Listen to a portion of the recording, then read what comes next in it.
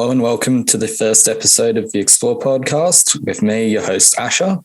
On today's podcast, I will be talking with Josiah. Josiah is a TikToker with 40,000 followers and has created quite a few viral TikToks.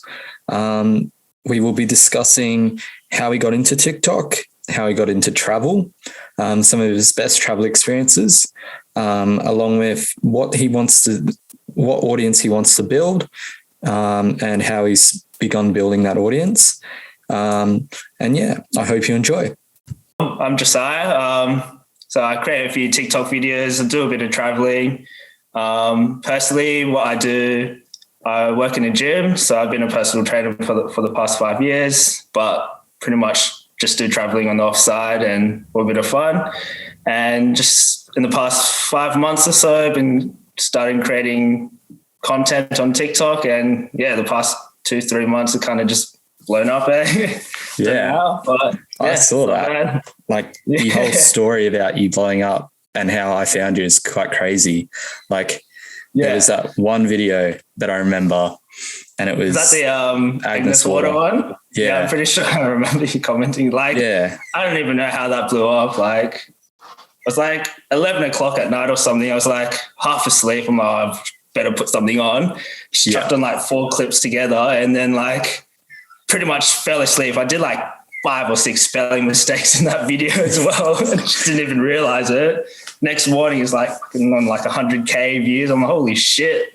Yeah. And that was probably my first one that's gone over 1,000 views as well. It was just holy crap, what's going on? Because I looked back and it was all of the videos before was roughly 600-700 views. And then there was this next one, it's 1.2 million. And I'm just that's crazy. And it literally all the previous ones were 500, that was probably after you saw it, but literally it was 500 max. And then I wasn't getting anywhere past that. And then all of a sudden just after that one, but then it kind of died down, but then I started some new series and they kind of blew back up again. Yeah.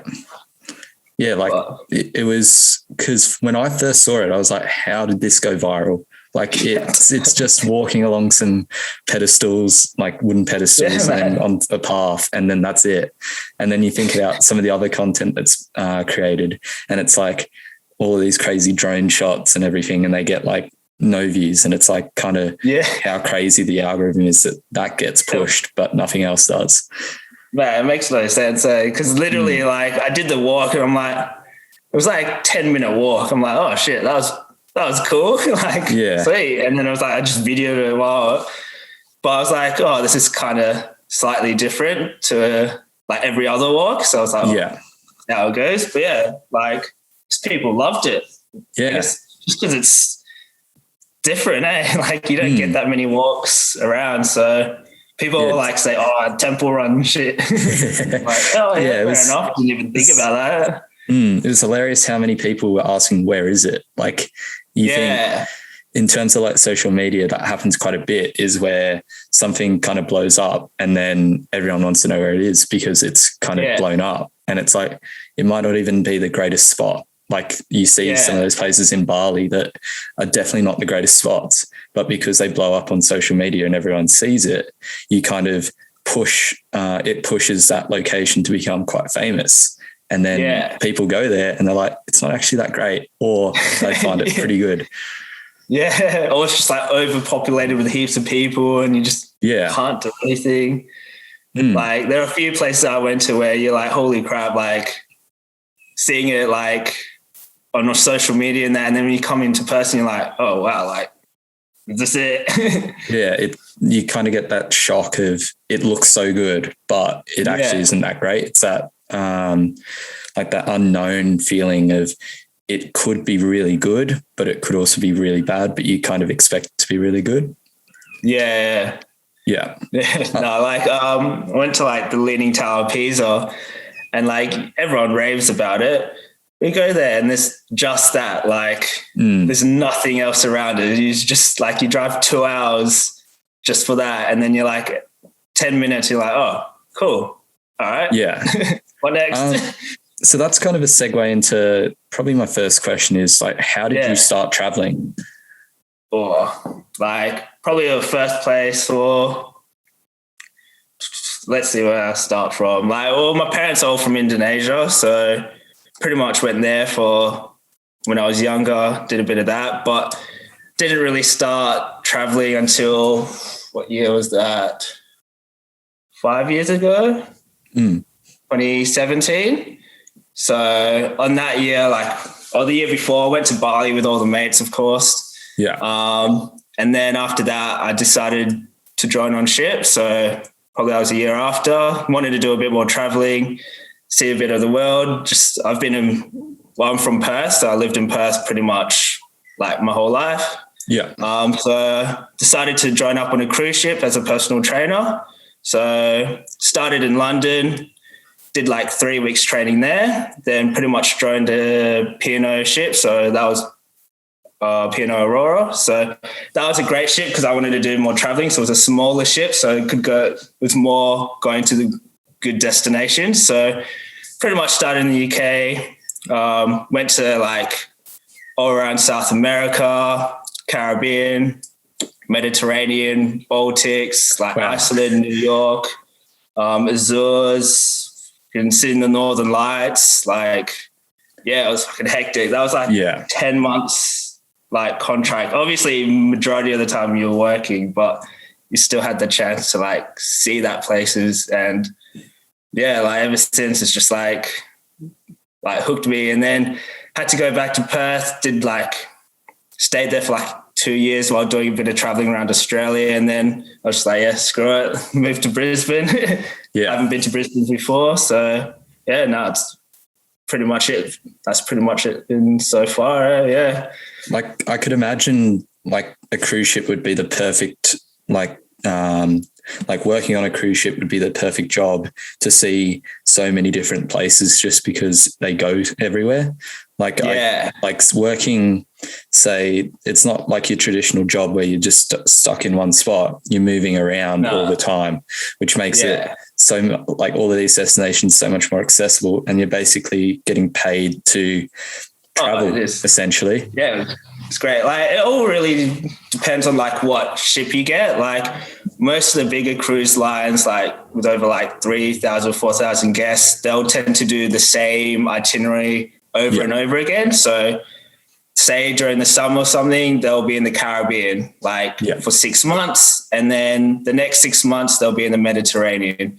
But mine was around 2,000 guests. So it was a bit smaller. So we were doing more world cruises, things like that. So it really depends on what ship you get on. Yeah. And then it all really depends on how much time you get off, depending on what department you work in as well. For myself, I could only get off 1 day. So every port day would be me and my partner, who would be the other personal trainer. So there's two of us. So he would pretty much work, and then I would go off. Then I would work and he would go off. So there'll be days when you're in Barcelona and he's out enjoying himself and you're just stuck at work. You're oh, fuck this shit. I only got to experience Barcelona just a little tiny bit. So I always was working that day. It pissed me off. Yeah. Do you think? It all depends, eh? Do you think kind of working on the cruise ship and only getting that kind of slight experience from each country made you more curious about what was out there? If you got more time in each spot, would you spend more time in each spot, or were there certain spots that you kind of thought one day was just enough to see what it was and keep going for it? Or definitely. I always like to think as cruising, I love cruising, man. I always like to think that if that cruising's kind of like a trailer to the place. So you always go kind of to the good parts, but you never see the full thing. Yeah. But there are times where the Leaning Tower of Pisa, Venice, there are some other places where you're cool, I've seen it. I didn't spend thousands of dollars just to go see Venice when you pretty much saw it, the whole thing in a day. Yeah, there's probably little things that you missed out, but did the gondola ride, I'm pretty happy doing that. Yeah. But then you see little towns where you're holy crap, I never thought about this place, or anywhere before, and you're like, wow, like this is absolutely amazing. Like some small towns, you're like, yeah, I definitely want to come back and see this place again. So yeah, it definitely gets you curious about what else is around the place as well, which is great. Yeah, like I felt like from my experience when I went to India, it felt like when we went to the Taj Mahal, it was like you kind of were in this thing that is world renowned as being incredible, but you kind of felt like, I don't want to spend more time here, because the moment you step out, it's crazy hustle and bustle. You're constantly challenged, whereas in there, it's quite sanitized in a way, versus out in the city, you're exploring what it actually is. And like when we were in India, we went to a couple of smaller towns, and like we went during the summer, and it was like tourist low season. I think in total we saw maybe 40 tourists the whole month that we were there. And spot out like crazy. Yeah, you do. But luckily, in terms of that, like you're not constantly being surrounded by tourists. You're kind of being left on your own, and you're kind of getting the proper experience rather than all that manufactured touristy stuff. So we went to a town, like it was basically a village, but it had these incredible temples, and you could just walk through them and explore them, and there was no one there. So it's kind of the things like that make you appreciate going to the smaller places, because not so many people go there. So like you get all of those different experiences that people wouldn't get. And then those stories you remember those stories quite a bit. Yeah, nice. Where else have you been? So I was born in the Netherlands and lived there for 6 years. So did a bit of Europe then. And then I've been to Malaysian Borneo, which is pretty incredible. Then I went back to Europe, and we did like 5 weeks in Europe and just traveled around with family. Yeah. So that was really cool. Yeah. Whereabouts did you go? So we went to Netherlands for a week just because see family. And then after that, we went to Croatia for a week, which was like one of my favorite countries. It's just incredible. And then after Croatia, we flew across to Rome and Italy, got to explore Rome and Naples. Naples is one of those cities where I didn't truly like it. Like it was really weird in the way that, like, you hear about Positano and all that, and it's near there, but when you're in Naples, it's kind of super rundown, kind of rough. Really? I feel like, because we were staying near the train station, and it just felt like completely unsafe. And so it's like, what are we doing here? But we only really went there to go to Pompeii anyway. So so Pompeii was incredible, but Naples. No, is that's with the, like, there's like a massive castle along the coast, like a black castle or something. I don't remember. I think it's near there. It'd be near there. Yeah. And then after Naples, we flew to Munich. So I've been to Germany quite a bit when I was younger. But like we just went to Munich just because my parents had done Berlin and all that, but hadn't really done Munich. So we thought, why not? And it's such a cool city. And we got to see sort of things to do with World War II and all that. Went to a concentration. Well, supposedly it wasn't a concentration camp, but it kind of was. It was like a hidden one in Munich. And just walking around there is like, your emotions just get played with, because you're kind of like, my family were like a few hundred kilometers away in the Netherlands, and they could have very easily gone to a concentration camp if they were Jewish. So it's kind of quite weird. And then we went for a day trip to Austria. So that was pretty, like, it's crazy how in Europe you can just go for a day trip and you're in a different country. Man, different country, shit. Yeah. And got to, like, it was raining the whole day, but we went to Salzburg and went into the fort, which just sits in the middle of the town above the city, and you just go up a funicular and you're like right above the city. You just see the mountains surrounding it. And then we went to Paris. So Paris was probably my least favorite. Like, people love Paris, but I'm not a massive fan of Paris. No, fair. No, same. Yeah. It's so just different. Like I understand it's different, but it's kind of just too different. And it's quite, the people were kind of nice, but then sometimes they'd be super rude to you. Yeah. It's not I don't really like the feeling of it as well. Yeah. And then from Paris, we went back to Amsterdam and then flew back home. So it's a lot jammed into 5 weeks, but you're just exploring so much. Yeah. Shit. It's a good 5 weeks. Yeah. So I've got a second question is like, if you, any country that you haven't been to, but you'd like to explore, like what have you seen and want to do, and how would you explore it? Would you explore it slow or would you explore it quite quickly? I would go back to Europe. So I've done like most of the coastal areas, and I want to go more like inland. Honestly, like all the Alps, like Swiss Alps, Austrian Alps, pretty much all of that. Because mountains just look stunning, eh? Yeah.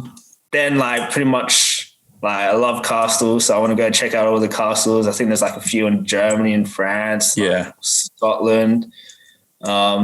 So yeah, definitely like either like a road trip or something around there. Like one guy I was a member at my previous gym. This is what I want to do. He pretty much had 3 months off, booked flights to Austria, booked a car for 3 nights, and that was it. Jeez. But I booked a hotel for 3 nights and hired a car for like 90 days, and that was it. And then went pretty much he just did whatever he wanted to do. So he would stay in one place, maybe meet a few people there, and they'll be like, "Oh, you got to check out this place." And they'll be like, "All right, cool." Next day, he'll just jump in his car and go check it out. Or he'll meet another group of people and they'll be like, "Oh, there's this event happening like over here. Like we should like," and he's like, "All right, cool, let's go." So then he just goes in a group of people and he's off to like some other country or something. I'm like, just be super nomadic and just explore and just let whatever you're doing dictate what you do and not have a massive plan that people follow. Yeah. So that's the thing. Like you just see if something's good, you're like, "Oh crap. All right. Well, I like this place a little bit more, so I'll stay an extra night or two. Or if this place is pretty shit, I'll head off to the next town." Or, I mean, I feel like you can explore a little bit more, be a bit more freer. Like I did that with the Queensland trip. So me and my mate, we pretty much booked it like maybe 1 or 2 nights in advance and pretty much just did it on the fly, like while we're on the road. So it turned out pretty well since it was Australia, but definitely that was a good, like kind of a experience to do when going over to Europe or so. Yeah. But, so it sounds like you enjoy that slower kind of travel where you can explore more of what you want to explore and not just visit the highlights and that's it. Like if you do that, then you're kind of, you're able to see a lot more and you've got a lot more, like a lot more richer stories. Like you can kind of, you've got that whole experience to go off rather than just, oh, we went here, then we drove 4 hours and then went here. You've got all those stories in between.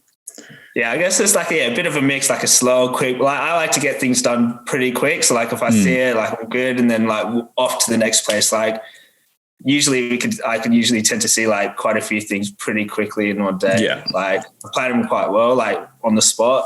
Like I like to think that, but just being on the fly and seeing what there is, and then just going through it. Like most of the trips I do, pretty much I plan like literally on the day, like or like the night before. Like that's why, or like the night before. I think I'm just going. like it's so hard, like because I tell people, okay, I'll put up a plan, like I'll put up stories on my Instagram to say where I'm going, but like not till the day before I can really think. I'm like, oh, okay, this is what I want to do.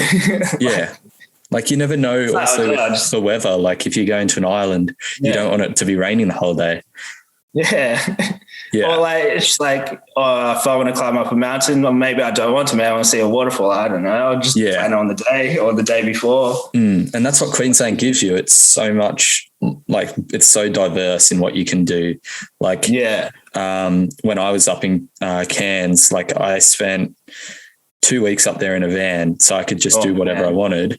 And there was one day, one day I went bungee jumping at AJ Hackett in Cairns, and then after I'd bungee jumped, I drove 4 hours down to Wallerman Falls, camped there for the night. Oh shit! Was in the van there at night, and then woke up for sunrise, watched over Wallerman Falls, which was incredible. And then I didn't go all the way down because I was just by myself, and I was like, I'm not gonna. Oh man, what? It just means I have to go back up. And then man, you have to go back there again now. I do. There wasn't as much water, so I was like, because it was the start of it was the end of the dry season, so it was just it was a little trickle compared to what pictures I've seen where it's just massive.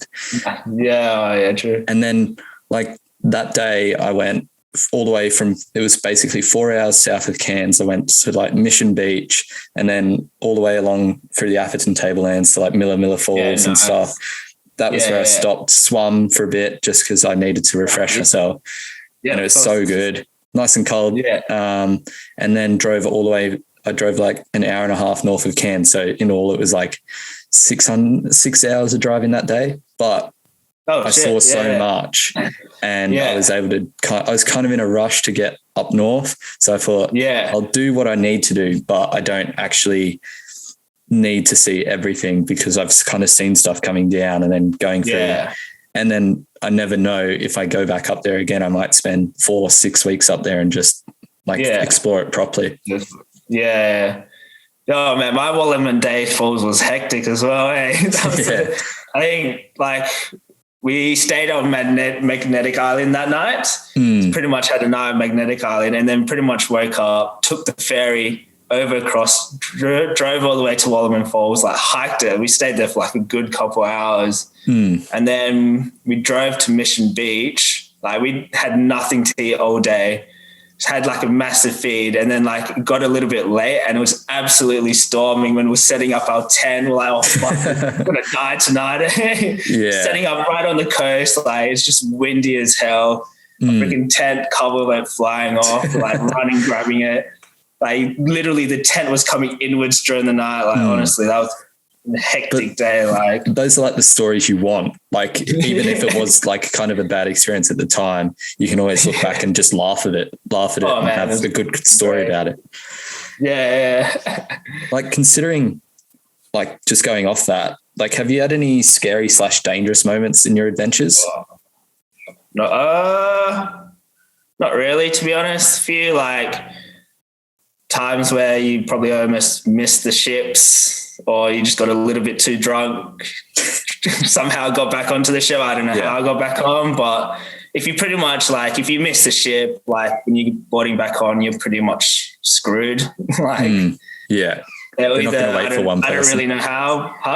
They're not going to wait for one person. So you have to try get onto the next port, and then when you do get back on, they'll probably just tell you to get off the ship, get all your stuff and get off, and then you have to try to find your own way back home. So it's those are the times where you don't want to miss it. And there'll be nights. There was one night. This was probably one of the best days, to be honest. In Barbados, snorkeling, and then you go out drinking, and you drink weightless, a bar, and where all the crew goes to, and you just drink so much. I don't even know how I got back onto the ship. All I know is that a member coming. I'm walking along the port, and a member comes up to me who joins in my classes in the morning. She's like, "You gonna be all right for tomorrow morning?" I'm like, "Yeah, I'll be all right." Go back in and start drinking even more, and just pass out, and then wake up the next morning. I'm like, "Holy fuck! I have to do this ab class. This is bullshit." I was probably reeked like alcohol, but that was I don't even know how I got back on the ship. There's another one in the Caribbean. We went zip lining or something. But then we had no way of getting back to the ship. So we somehow just jumped on this van where there's a whole bunch of people.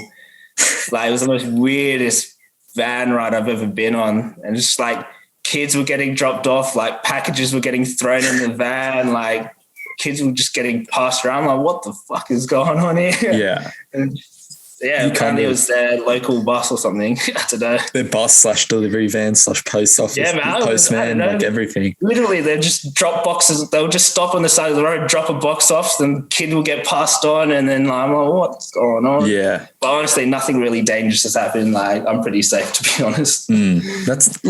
That's all you can ask for is like never trying to risk too much. Like I've had a couple of, I wouldn't say dangerous moments, just kind of scary in the moment. Just like near where I live, we've got a river that runs down, and I was trying to get across the river, and I have like cameras in my bag and all that, like one of the dumbest things I've done. And you're trying to get across these rocks, and they're super slippery, and I step on one, slip into the water. I smashed my shin into the rock underneath the water. Yeah. So I had like an egg that was like that far off my shin. I literally thought I'd broken my leg. I was like, what am I doing? Had to walk like 3 Ks out. But luckily when I fell in, I kind of caught myself. So up till my waist where the bag was sitting above was like completely wet, and then above where my bag is, it was completely dry. And I was like, thank you. Like if that had happened, I would have ruined my cameras and it would have just sucked.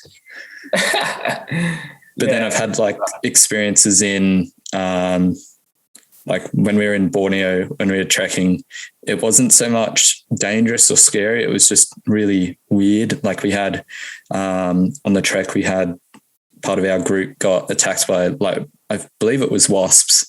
It was like massive wasp nests in the middle of the jungle, and they just got attacked. And I think like maybe each person got stung like 3, 4, 5 times. And I was pretty lucky because I was at the front, so the wasp would all stop before they reached the front. So I was like, I'm super lucky, but everyone else was kind of just sore and everything.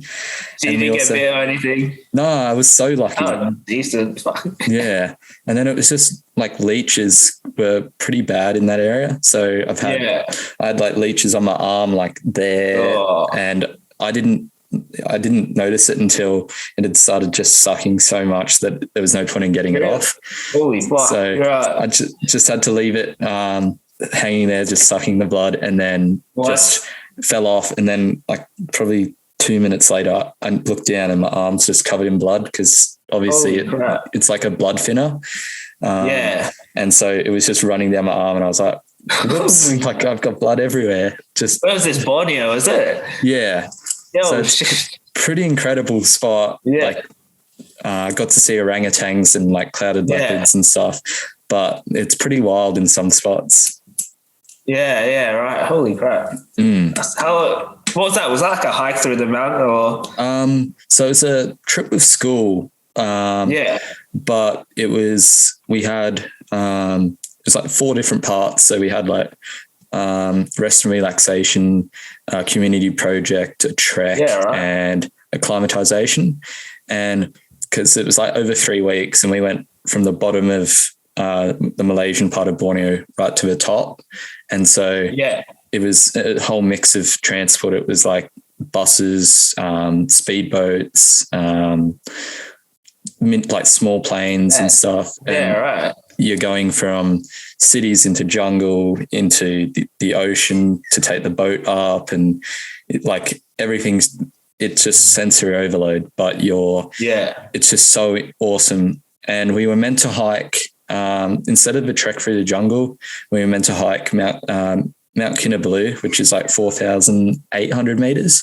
Oh, and but it was closed because there was an earthquake there the year before.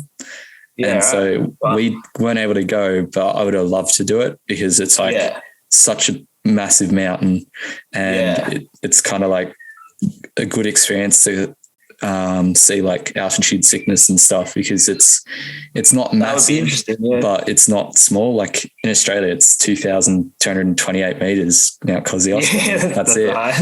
It's a half of it, eh? It's like you kind of want that challenge of experiencing something bigger. What it's like. But it was pretty cool. Like the whole trip was just like everything was so different, and you just learnt so much about yourself, like, because it was kind of led by the students, and I was only 15 when I did it. Oh, what? So you guys kind of planned it? We had pretty much full control of, like, there was a rough itinerary that they gave us that we had to follow, but we got to choose where we were staying. We got to book pretty much all the transport. If we wanted to stay more days in one place, we'd have to cut days from another place. Budget all the food. We had to carry all the money, and the money was very interesting because I was the accountant for part of the trip. And I thought someone had lost, I think it was like 1,200 Australian dollars. And because I was responsible for the money, but people were carrying it. So I was like freaking out. I was like, where's the money gone? Like, I haven't lost the money, but someone else had, but I'd still been in trouble for it. But then luckily it was right at the bottom of someone's pack, and I was so relieved, but I was freaking out before. I was like, what am I going to do? Like, it's so bad. What's happening? So I've got another question, and it's kind of a question that most people on social media don't want to share a specific location, which is fine. But like, what is the hidden gem that you've found and that most people like kind of wouldn't know about? I think, well, like where I've been to, like, I think one of my most favorite places I've been to, like, which I never would have gone to if it wasn't for the cruise ships, would have been, there's this little island off Switzerland called, no, not Switzerland, Sweden. It's like Visby. It was just like a nice little old, like, town where we pretty much docked, like really nice town. And I just remember it because they had like apparently it's the biggest ice cream store in Europe. We walk in and there's just like hundreds of flavors of ice cream. I'm like, what the fuck? Like, this place is amazing. And then you just walk around like all these old buildings, like really nice town. That was like probably one of my like places wouldn't have never thought of going to, but it was really nice. Like, I've never heard of it, and it seems like it'd be pretty incredible. It's like, it's nice. And then like pretty much like most Baltic places, like everyone goes to the Mediterranean, like everyone talks about going to the Mediterranean, but like the Baltics was probably more like, I enjoyed it a lot more. Like there's this place in Estonia called Tallinn. It's like a olden day like Shrek, like just old like buildings, like walls, like it's nice like town. That's what it is. I've heard of Tallinn, and like it's somewhere that is like massively on my bucket list just because it looks incredible. Because it's like, isn't there like the old town, and then there's also like the Soviet part where it's like Soviet buildings and stuff on the outside. So it seems like it's a pretty cool mix of old and somewhat new, and then new as well. Like the old town is just amazing. Like, I think my favorite place would be Norway, though. Have you ever seen much of Norway? Like, not many people talk about going to Norway or anything. I haven't. Norway is like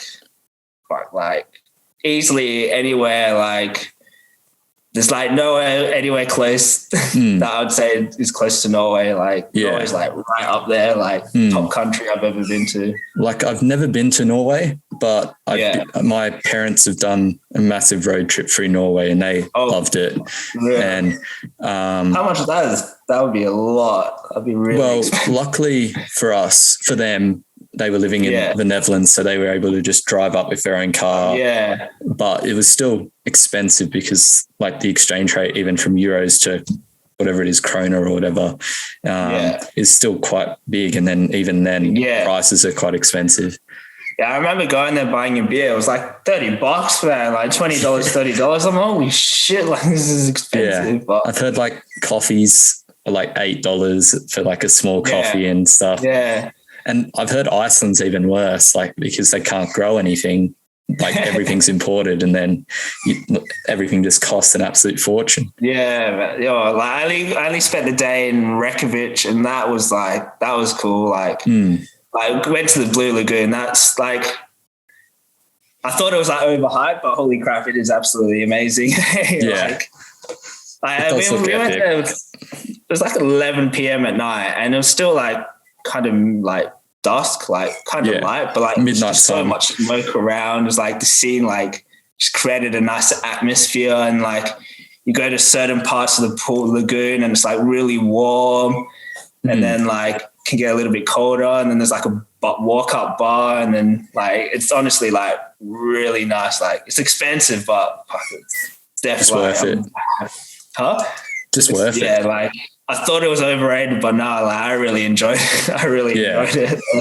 That was cool. Like that's the thing. The world's so full of amazing places that people have never heard of, and no matter what, you're never going to be able to reach all of them. So you kind of got to work out what you want to see, and also what you can kind of find just by exploring. You're never going to be able to know what everything is, but if you just jump outside of your comfort zone and go to a different place, you might find one of your favorite places you've ever been to, and you would never have known it.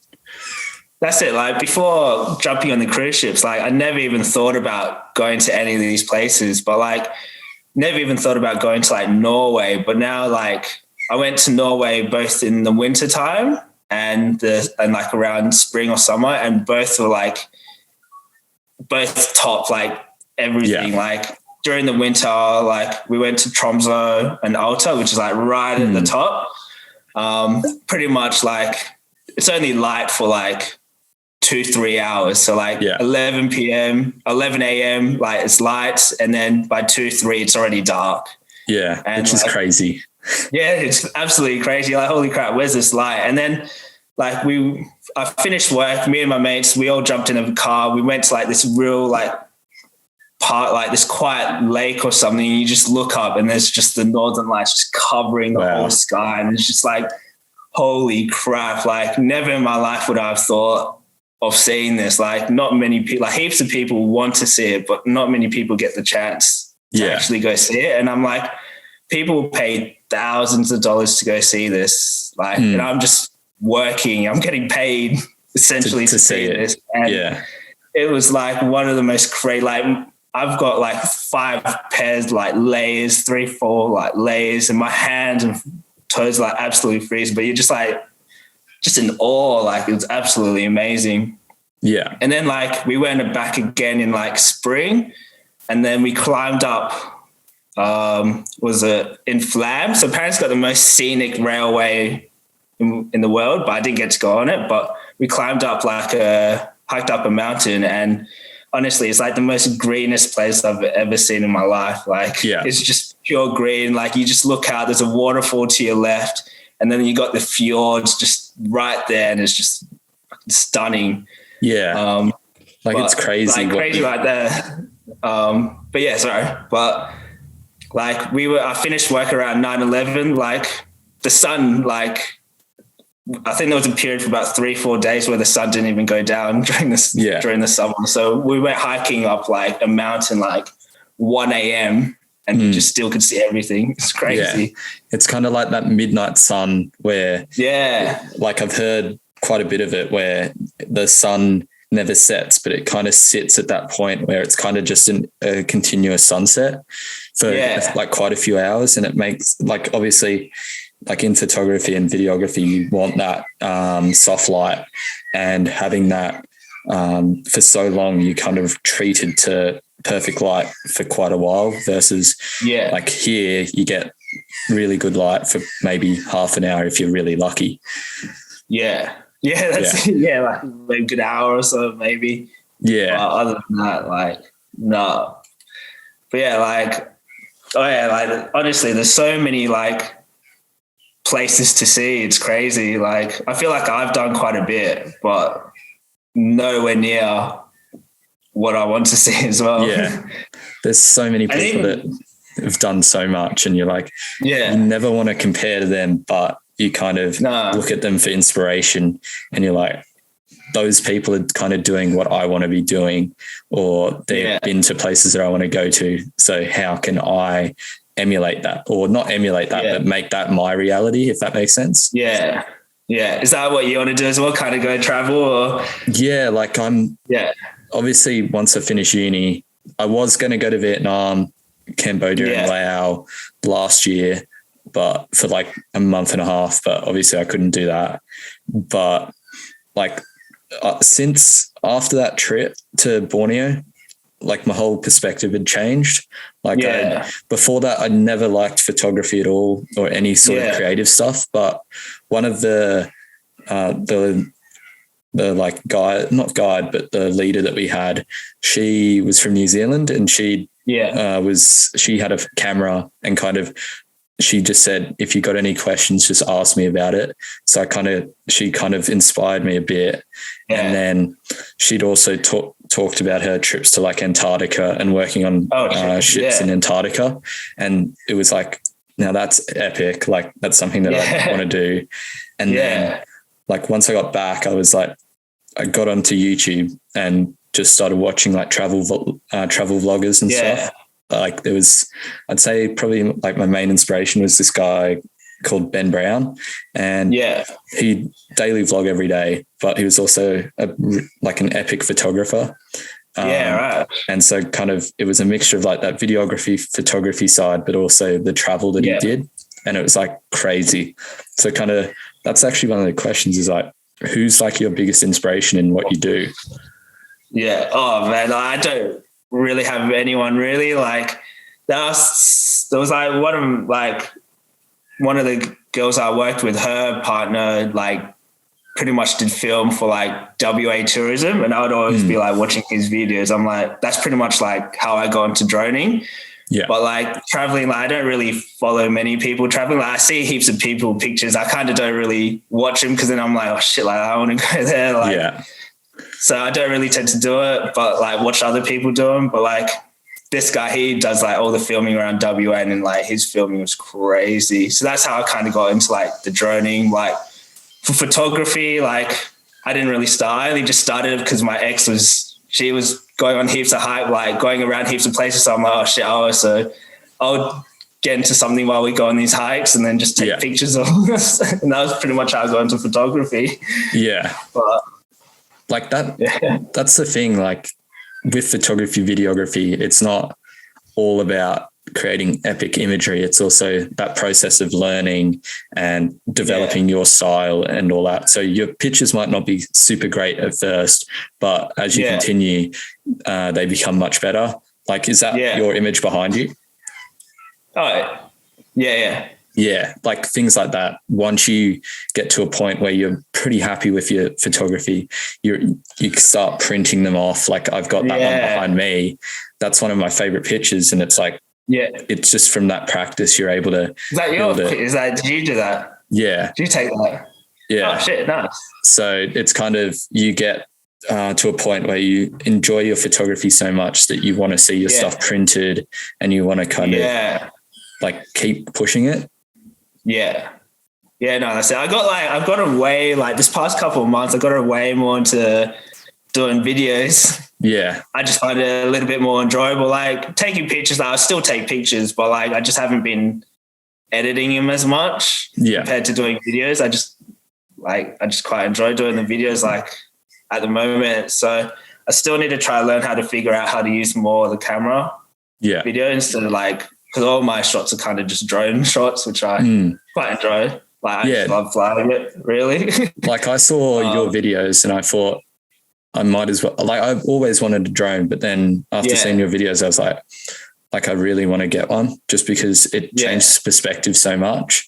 Like, like I couldn't, even some of my recent hikes before lockdown, I was like, the fact that I can now get that different perspective and show that like the scale of where I was like it makes it so good for setting a scene in a video rather than just all on the ground. Because I was shooting just with I wasn't going to film with my camera. I just filmed with my GoPro just because it's super easy because I can mount it vertically and it'll just film and it's pretty good quality.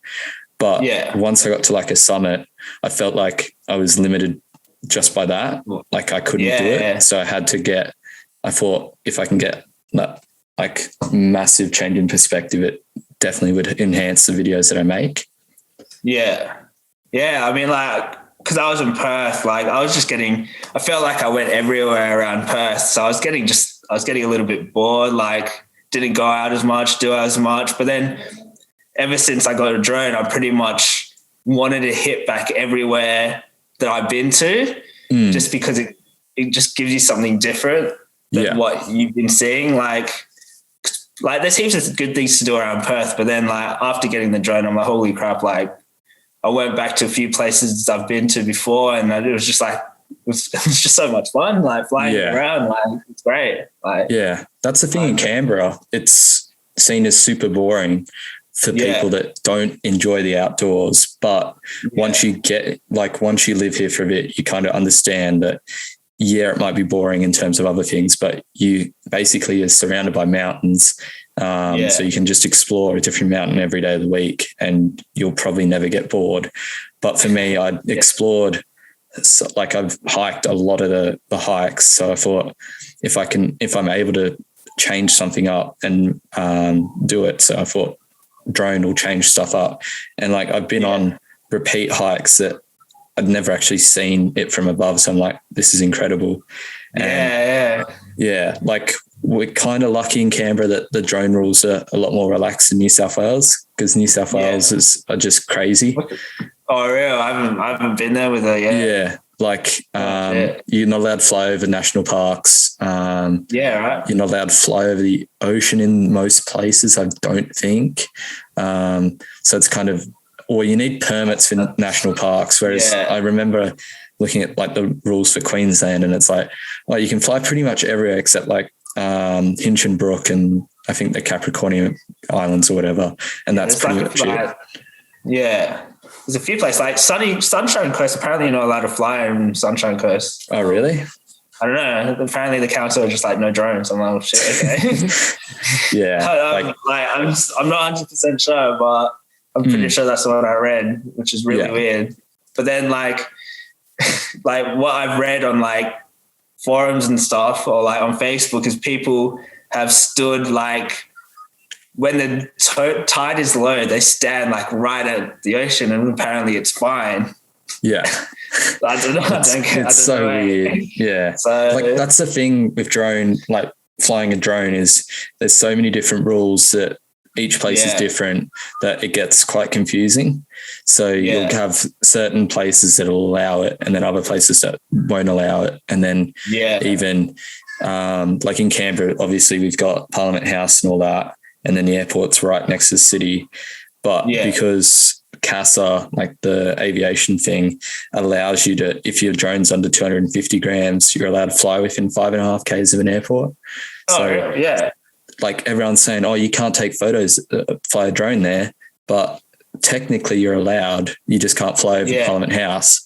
And then also near where I live, there's the Deep Space Tracking Centre. So it's like the massive satellite dishes. That's like a 5.5 K exclusion zone around that. It's like a restricted area, but right next to it, you're just allowed, not right next to it, but just outside, you're allowed to fly it, and it's perfectly fine. So it's like, it's so confusing. Have you had many people complain about it, or? Not for like there was one post that I did in a Facebook group, which was like Hikers of Australia or something. And it kind of, there was a bit of an argument about it, because it wasn't an argument. It was more because I flew into Vimbilla, which is like a nature reserve. And they say you're allowed to fly it in there, but other places near there, you're not allowed to fly it because of some other rule. And then, so the whole conversation was about how there was no information that actually stated the rules that were actually, that they said that they were. So everyone was super confused. How about yourself? Like, have you ever had any? In person? No, like it's really, I thought I was going to get quite a few like people going like, oh, what the fuck are you flying? But everyone's been like pretty good about it though.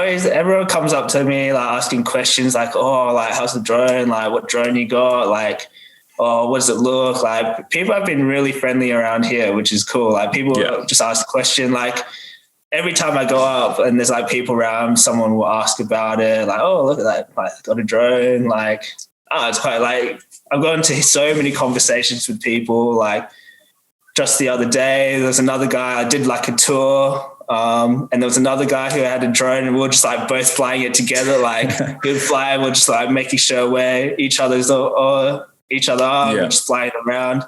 And then it's like, yeah, like maybe in the next few weeks or so, like do a few shoots together of like Brisbane, try and get a few hyperlapse or something, which I've never done before. But yeah, like people are like friendly. Like just the other week as well, was down at a waterfall, someone had a drone, like we're just chatting, like seeing like, things like that. But yeah, people have been really good, like, which isn't too bad, because I know I've had other friends who they've had heaps of complaints like, like you're spying on us or something. Yeah, I can imagine that.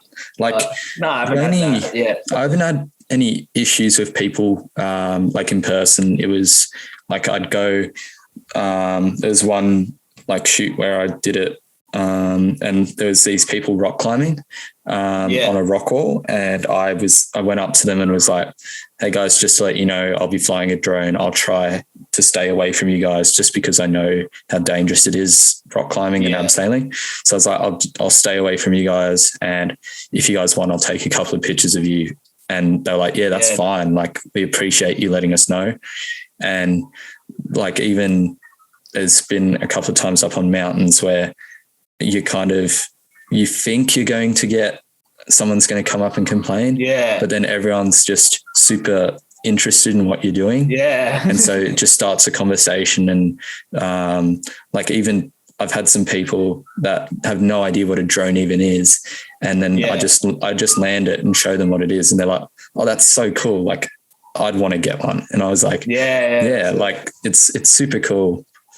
Yeah, it's good. Yeah, it's a good way to start a conversation. Like most people up here have been really friendly. Like it's good fun. Like obviously, like before I do, like this, like if it's quite tight, like quite a few people, then I'll just be like, it's all right if I fly the drone, and people are like, yeah, no worries, that's all good. And I'll just let it off, and then it's good fun. Yeah. So I was thinking, like in this section, we'll just talk about kind of some tips for TikTok, because that's pretty much where your primary viewership is. Like you've got, is it 40,000 followers? Around 38, so 38. Just a bit lower. But and like 500,000 likes. And like 500,000 likes. Something like that, yeah. It's crazy. Like I don't. It's like honestly got them all pretty much in the last 3 months or so, 3-4 months. What would you like to know? Like, just in terms of prior to kind of that video that we spoke about before, how long had you kind of been posting? Was it quite consistently, or was it quite infrequent? So there was like 1 or 2 posts I did like a year ago where I was just trying like down in Margaret River, and then they got like 100 views or so. And then I started posting again back in March. And I was doing probably like once, just post like, I would go out when I got my drone, started videoing a bit here and there, then put them together. And then like I was getting about, like 500 views. And then, after that one that blew up, I started changing things a little bit. And then I started adding series, like day trips, the Brisbane day trip series, which went really good. So I was getting like quite a lot of views from that one. And then I was just like adding the series like back there, it was like really good. Like it got me like quite a lot of views. Like, and I think like people want to start doing out and going out and exploring more, but people don't really know what to do, which I've noticed. Like a lot of people are from Brisbane, but they've never been to some of these places before. I'm like, what? Like I think even for people that don't live in Brisbane but see those videos, they think about those things and are like, why don't we go to Brisbane? Why don't we explore these places? Like I feel like the same kind of happens in Canberra, is people get so hung up on one thing that they keep repeating and they never challenge themselves to explore something else. Like we have... What? You go. Go on. No, go. Sorry. We have one mountain, like Mount Ainslie, which is right in the middle, and we have one one of the waterfalls, which is like Gibraltar Falls. And they're like the two things that people do, but they're like the only two things people do. So they never, like, even in the city, around the city, we've got quite a few mountains that are, hills / mountains that are in the middle and you can explore, but everyone will just stick to the same 2 or 3 things that they know, and they'll never challenge themselves to go, even if it's an easier hike or something, they won't see it. And it can, like in Canberra, it gives a complete different perspective of the whole city. Yeah. But what I think works on the TikTok as well, because like, I did heaps of videos like showing all these nice places, but like heaps of people make videos of all these nice places, but then like giving information about those places that helps people, like, this hike's only, like, it's only an hour away from Brisbane. Like, that's not that far. Like, it's only like a 2-3 kilometer walk. That's why I think that one that blew up did really well, because it's only a 400 meter walk. Yeah. Everyone can do a 400 meter walk. Like, it's pretty much accessible to everyone. That's it. Like, but then you're stepping on these stones, you're stepping on these, like, walking along these planks, like, it's doable. It's easy. Everyone can do it. And that's what I think, like, works on TikTok, especially in travel. Like, you want to make it easy for people to actually go out and do it. Yeah. Like, if you feel like it's way too hard, people will be going to be like, oh, look, like, nah. Yeah. So that's, I was going to say, like, with the, like, being able to make it accessible for people, but also make it because that one's accessible, but then it's also interesting and different. And so you kind of get that balance of, it's kind of got, in terms of TikTok, it's got that value of it's different, but it's also quite easy. And then that merges together to like grab a massive audience that kind of see it as either something interesting, something that they can do, or something that they like can do if they want, or they can share it to friends or family that might live in that area.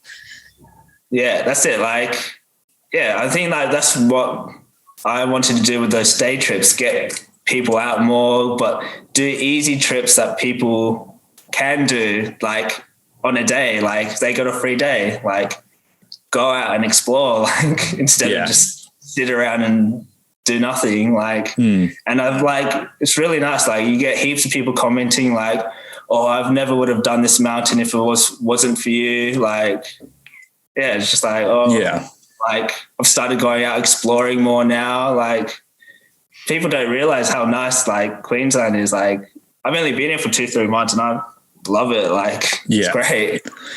Yeah, that's one of the things that I kind of want to do with Canberra, but it's kind of been a challenge trying to find that audience. Is you get, like, Canberra is so unknown to many people. They think they only remember it as the thing that they went on, came to Canberra for a school excursion and went to Parliament House Questacon, and that's it. Whereas there's actually so much more that you can do. And but the issue is kind of getting the videos out to an audience that will interact with that, because Canberra's demographic is so different. Like, it's like public servants and then kids of public servants that kind of do the exact same thing. And so it's kind of that repetitive loop of the same thing. So it's kind of trying to break into that demographic and expand people's knowledge and horizons. Yeah. Yeah. I think you just have to find something that's interesting. If it's like, because most, like, if it's kids, they're like, try and get the kids, then usually the kids will be wanting to get their parents to go and do it. And that's like, I think, I feel like most of my audience are a bit of a mix. I'm pretty sure there's a few kids in there who message. I can kind of tell when there's a kid messaging or like commenting on it. But then there's also like a lot of parents as well who comments on it as well, like say, oh, like, this is the next one, or like, what's a good family trip and things like that. And it gives you that additional content that like, you can say with the comments, you can make a video just off a single comment, and then that creates a different video that branches off, and then someone might comment on that and it might branch off again. or it just gives you more ideas to see what people want from you. Yeah. But yeah, like right now I'm like playing around with different video types. Like you probably noticed that I stopped doing that like Google Earth thing. I kind of just got sick of it, to be honest. Yeah, it like, does. It was doing really well. Like most of the videos were getting like minimum 10K. Some got to like 500, like 200,000. But I just got sick of the song, man. I just got sick of it. It was very easy to make, like very easy to make. Like take me like 10, 15 minutes just to put it together because it's already like set template. Yeah. So I just chuck it in and it was great. Like it's like you've got the first clip of the Google Earth thing, you've got the sound, and you just have to put in like 2 or 3 videos that kind of just match, and then that's it. It was already set in place. So I just cut it and then all good. Like it was good fun. It was like easy, but then I got so sick of like the sound just pissed me off. Yeah, that's the thing with. But then I'm like, shit, I'm going to try doing something else. But like so far, like it's doing all right. I'm like getting like 3,000 views. Like one of them blew off of a winery. Yeah, I saw that today. I just took a look through and it's like 500,000. Yeah, that's like almost 500,000. Yeah, like that was like I think it was really funny, that one, because like we went to like Queen Mary Falls. We spent a day there, and then like we're like, oh, let's go like after a hike. We're like, oh, let's have a few drinks. Like go to the winery, do some wine tasting. I'm like drinking the wine, like some of my friends, like they didn't really like it, so I drank there. So I'm like flying this drone like half drunk. I'm like pissed off. I'm like, oh yeah, I'll just fly it all around. And then I'm just like, oh, there's a swing. I'll go sit and like ask my mate, so you want to come on the swing? They're like, no. I'm like, oh, fuck off, man. I'll just go sit on the swing. I'm like just stumbling around, I'm like flying this drone, man. Yeah. And then like put it together. I'm like, oh shit, like people just loved it. Like I think it's just nice scenery with a swing, slightly different, like it's this little house in the middle. It's visually appealing to an audience, and then it also, if I remember correctly, you gave some information as well on where it actually was, so that kind of adds to the video itself, because then people want to do it. Yeah, that's it. Yeah. And I don't know what the winery would have been like the next week or so. I feel like it would have been pretty packed, but I'm hoping. But yeah, like that was fun. But yeah, that's probably like, then I've had a few that's gone over like 10,000, but I'm still playing around, seeing what works. Cause that's the thing with TikTok. You never really know what's going to blow up or not. Like once you do find one that does blow up, you want to try keep it similar to that. Like capitalize on that thing. Heard. Yeah. Or like watched, where if you find something that blows up, you want to try keep the same template, the same timing and things like that. Yeah. Like I'm just playing around at the moment, like trying a whole bunch of different stuff. I remember I did one for work. That was really funny because like I saw that. That was hilarious. To work. I was like, all right, we'll see how it goes. So I made the video. I'm like, oh, this is pretty cool. I wasn't going to post it on I was going to post it on my work one, but I'm like, I'll try to post it on my work on my one. And then it lost me a few followers. I'm like, oh shit, okay. Oh fuck. Yeah, you're just like, I guess it's just a learning process. Yeah. Like for me recently, obviously I've been locked down, so I can't really get out and explore. So I was doing the sunset time lapses just because it's something easy that I can do. It's something that I can do daily, and it's not that hard for me to do. But have you seen that guy doing the sunset the time lapse, and he just sits on a chair and then just chucks a time lapse on him? Fuck, man. I was considering just climbing onto the garage roof and just sitting on the edge of it and just the time lapse in front of me. But I was like, I'm not climbing on the roof, sitting on there for 2 hours, and just having the clouds go past and me virtually not moving. It would be so painful. Hey, just grab a beer, man. Grab a few beers, zip down, man. Nah. Just get on my laptop, just do my uni work while I'm up there. Yeah. I wish. Yeah. But it's crazy. Like, with TikTok, you never really know what's going to work. Like there's times where I've made a video, I'm like, okay, yeah, man, this has got to blow off. Like this is going to be good. And it gets like fucking no views. And then the times where I like quickly put one together just to get one out.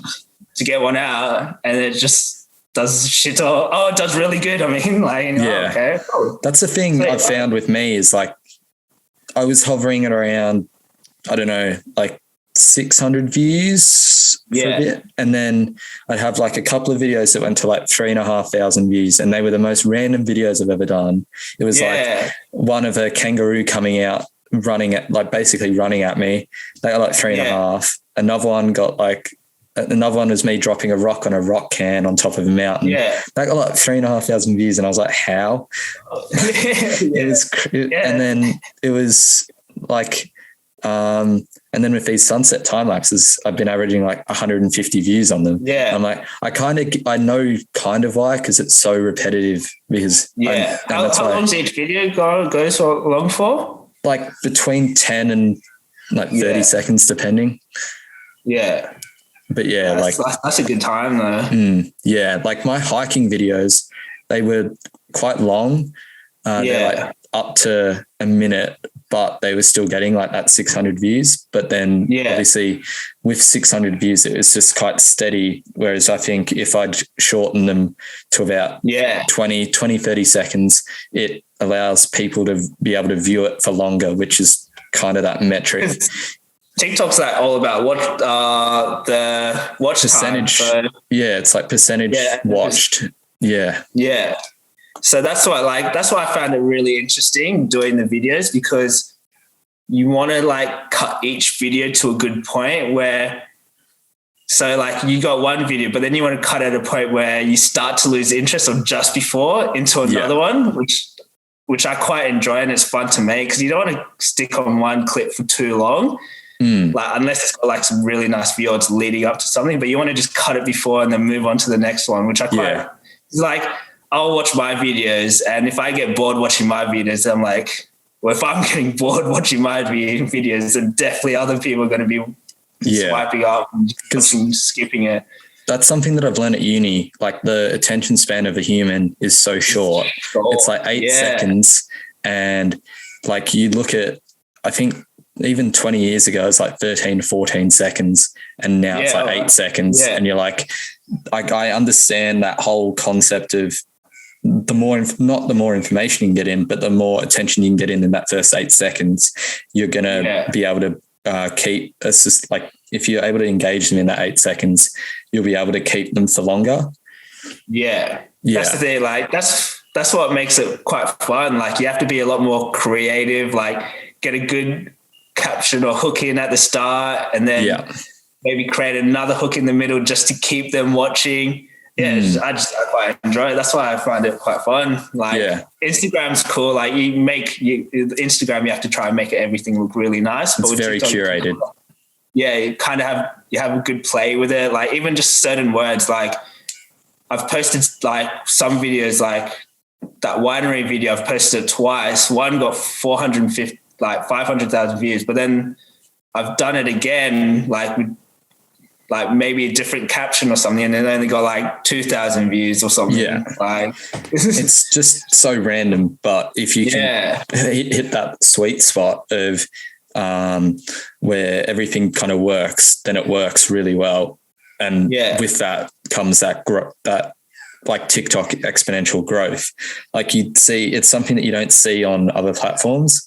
Like you don't see it on YouTube sometimes you used to see it where someone will go viral with like 2,000 subs, but it's kind of, if you can build on other platforms, once you start building the momentum, it starts building. Whereas on TikTok, you can hit something so well that it starts the momentum really high, and then you can continue it on rather than just gradually building it. Well, that's the thing with TikTok. Like, as long as you make good content, there'll be people like TikTok will want to get that content out, you know? Yeah. So like you could have no one and make good content and you could blow up one day. But like, even like I've got 38,000 followers, but I'm only getting like 5,000 views average a video, unless like there'll be one off that gets a bit more. But like, I mean, like it all depends. Like, you never really know, but I mean, if you make good content, then you definitely can get a lot of views. Yeah, definitely. Like, I feel like if your content is really good, then once your content's good, you're able to build stories and you're able to build a community that'll religiously follow you because they know what they're getting. They don't know, it's not the unknowable. Like they know that you've got a really good reputation for building really good videos, but also creating engaging and visually pleasing content. Yeah. Yeah, that's it. Yeah. Yeah.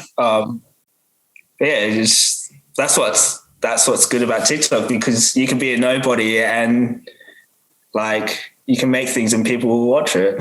Yeah. Like now on Instagram it's really hard. Like you put up a video and you get like 300 views or so. Yeah. And that's it. Yeah. Like if I put up a reel, like some reels will get 80 views and then some will get, I had one that got like 3,500 views and I was like, that's sick. Like that's the thing with Instagram, is because their direct competition is TikTok and TikTok's blown up. You've got them focusing on reels. And with that focus, that's where the engagement comes in, and that building of a community. But there's certain differences that make getting good on TikTok, going well on TikTok, and then it doesn't purely translate across, because like I'd say with Instagram Reels, like the interface to actually create a video is quite different and quite odd in terms of people are so used to the way that they build videos in TikTok, or like adjustings in TikTok, and then they move to Instagram Reels and it's so different. So it's kind of a massive learning curve. Just learn how to do both. Yeah. That's why I kind of just stick. Yeah, it's fun though. Like I have to kind of just stick to TikTok, but then if I do make like a really good video, I'll put it on Instagram, but it'll tend to be different. Like I'm making one right now. I went to like Moreton Island on the weekend. That was great. That was like my first free tour I've ever got.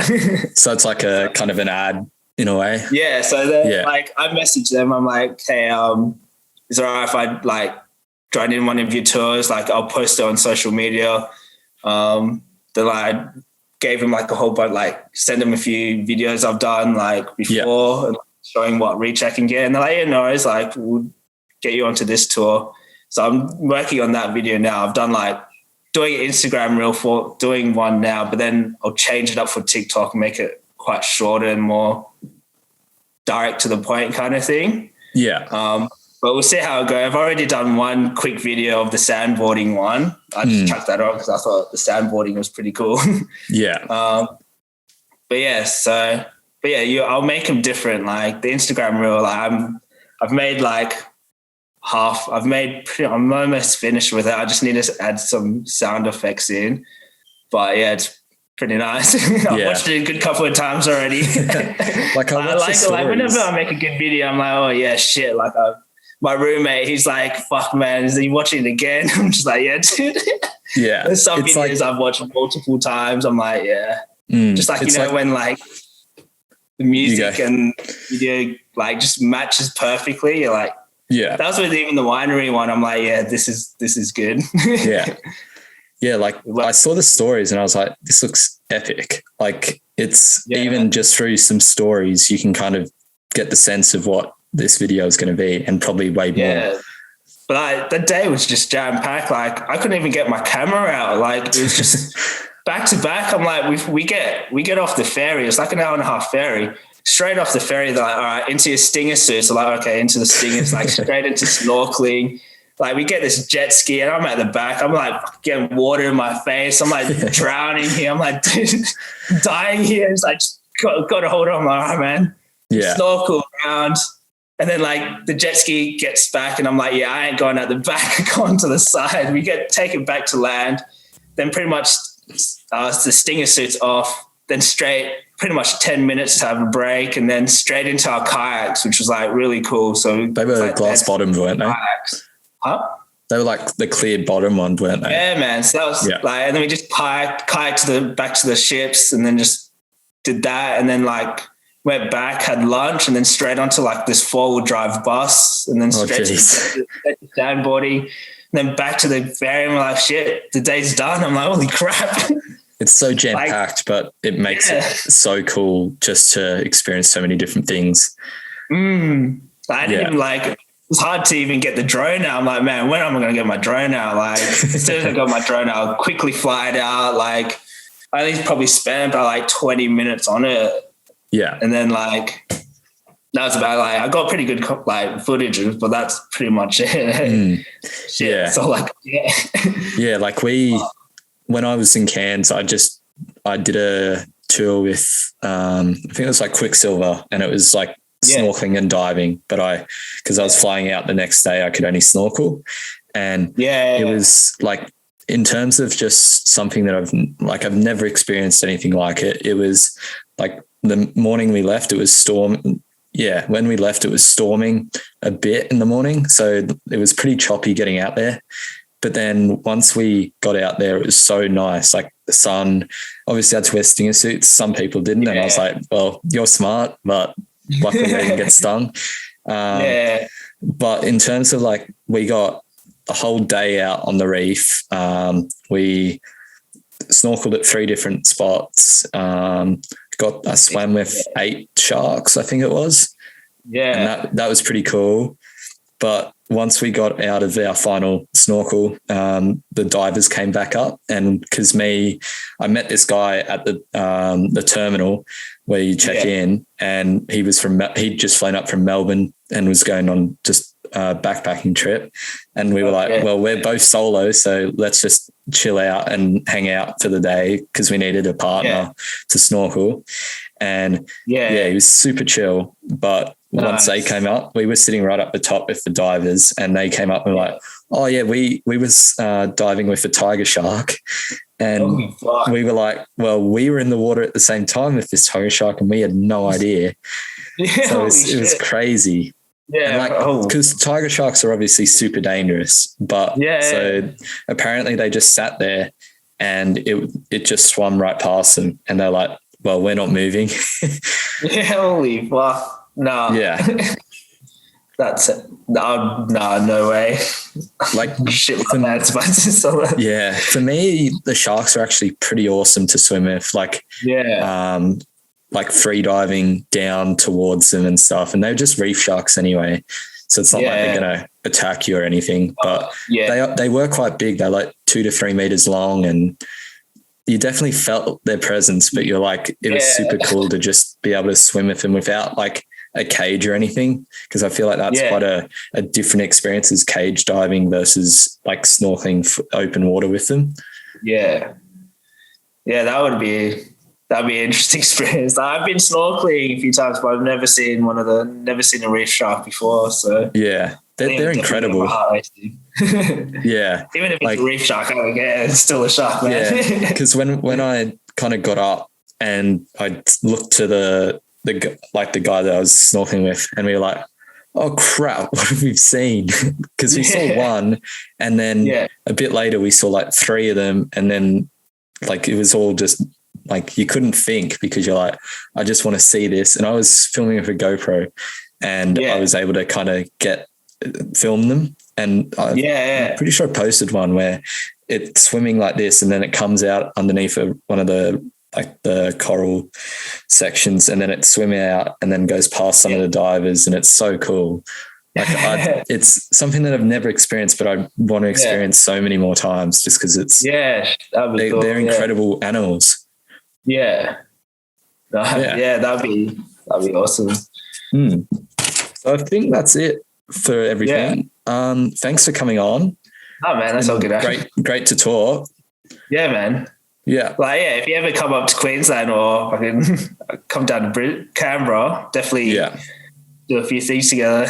Go on a few hikes. Yeah, man. Did you want to give your social media a shout out? Just Josiah, Joslalh. Yeah, feel free to follow.